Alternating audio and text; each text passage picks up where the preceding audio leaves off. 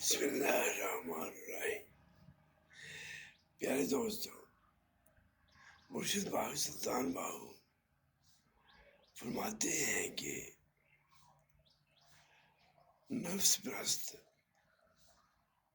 تو بہت ہوتے ہیں، لیکن خدا پرست کوئی کوئی ہوتا ہے۔ نفس پرست جو اپنے خواہشات کے پیچھے چلتے ہیں وہ لوگ ہیں، اور خدا پرست وہ لوگ ہیں جو اللہ کے احکام کے مطابق زندگیاں بسر کرتے ہیں اور اپنے نفسانی خواہشات کو پس پرش ڈال کے اللہ کے راستے پہ چلتے ہیں، اور وہی لوگ اللہ کے راستے میں کامیاب ہونے والے ہیں۔